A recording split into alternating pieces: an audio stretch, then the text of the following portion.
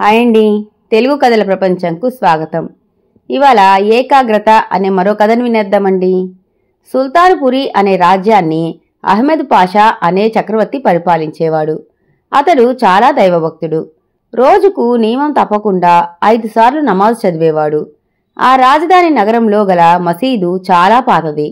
ఆ మసీదును తొలగించి అదే స్థానంలో కొత్త మసీదును నిర్మాణం చేయిస్తున్నాడు రాజు. పాత మసీదును పూర్తిగా తొలగించి ఒక గోడను మాత్రం నమాజు చదువుకునేందుకు మిగిల్చారు. ఆ గోడ పక్కగానే మనుషులు నడిచేందుకు త్రోవ కూడా ఉంది. అంతవరకు నమాజు చదివే మౌలి చాలా ముసలివాడు అయిపోయాడు. అందుచేత నమాజు చదివేందుకు ఒక కొత్త మౌలీను నియమించేందుకు దరఖాస్తులు సేకరించారు. వచ్చిన దరఖాస్తులను పరిశీలించి అందులోంచి రాజు, మంత్రి కలిసి 2 ఎంపిక చేశారు. ఒక వ్యక్తి 50 సంవత్సరాలు పైబడి అమీరు సాహిబ్ గారు, రెండవ వ్యక్తి 30 ఏళ్లు నజీర్ సాహిబ్ గారు. చాలామంది సభికులు పెద్దవాడైన అమీరు సాహిబ్ గారినే నియమించాలని రాజుకు సలహా ఇచ్చారు. కానీ మంత్రి వారి ఇరువురికి ఒక పరీక్ష నిర్వహిస్తాను, దానిలో నెగ్గిన వారికే మౌలి పదవి ఇవ్వటం జరుగుతుంది అన్నారు. ఇలా 10 దినములు గడిచింది. ఒకరోజు అమీరు పాషా గారు రాజు దగ్గరకు వచ్చి, అయ్యా, నేను తలవంచి నమాజు చదువుకుంటూ ఉండగా ఒక వేశ్య నా తలను కాలితో తన్నుకుంటూ ఆతృతగా వెళ్ళిపోయింది. నా దైవధ్యానాన్ని పాడు చేసింది కనుక ఆమెను శిక్షించవలసినదిగా కోరుచున్నాను అని ఫిర్యాదు చేశాడు.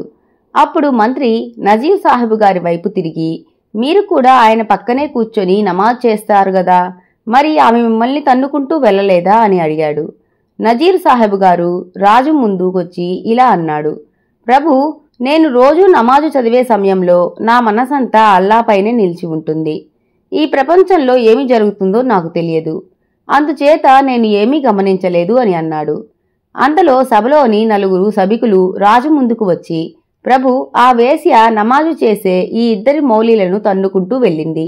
ఆమె కాలు తగలగానే పెద్ద మౌలి గారు తల ఎత్తి ఆమెను దూషించి మరలా నమాజ్ చదవటం మొదలుపెట్టారు.